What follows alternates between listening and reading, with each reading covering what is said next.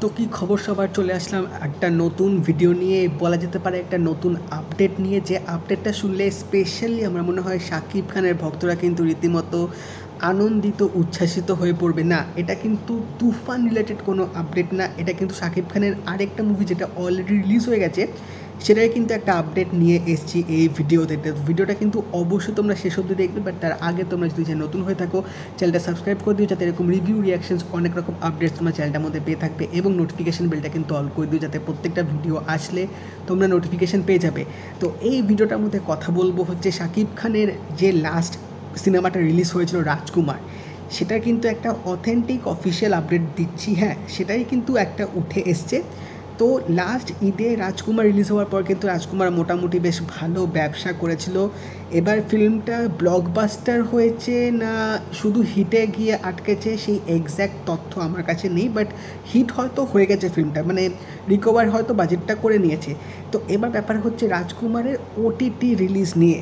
তো লাস্ট ঈদে রিলিজ হওয়ার পর থিয়েটারে রাজকুমার ওটিটিতে কবে আসবে, কোন ওটিটিতে আসবে, সেটার কিন্তু একটা অফিসিয়াল আপডেট কিন্তু এসে গেছে, এবং কবে রিলিজ করবে সেটারও কিন্তু একটা ডেট অলরেডি হিন্ট দিয়ে দিয়েছে সেই প্ল্যাটফর্ম থেকে।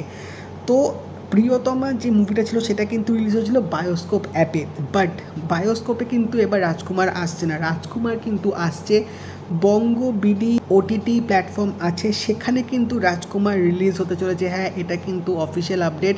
বঙ্গ বিডি ফেসবুক পেজে কিন্তু তারা অলরেডি একটা পোস্ট করে কিন্তু জানিয়ে দিয়েছে, বাট কবে আসবে সেটা হচ্ছে আসন্ন ঈদে, মানে 17 তারিখের যে ঈদটা পড়ছে সেই সময় কিন্তু বঙ্গ বিডি অ্যাপে রাজকুমার স্ট্রিমিং হবে।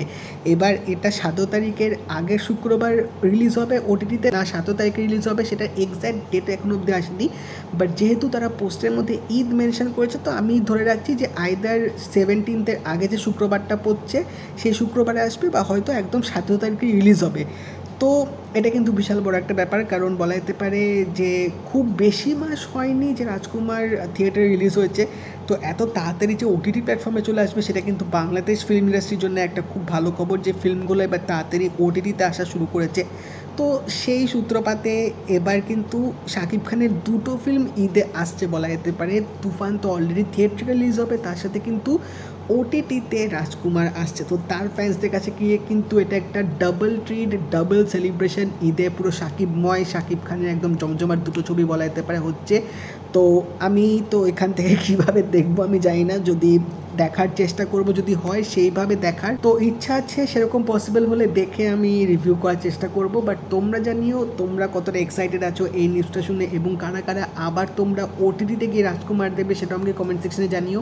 এবং যদি এই ভিডিওটা ভালো লাগে থাকে লাইক করে দিও, শেয়ার করে দিও, চ্যানেলটা কিন্তু অবশ্যই সাবস্ক্রাইব করে দেবে, নোটিফিকেশন বেলটা কিন্তু অল করে দিও। তো দেখা হবে পরের ভিডিওতে, বাই।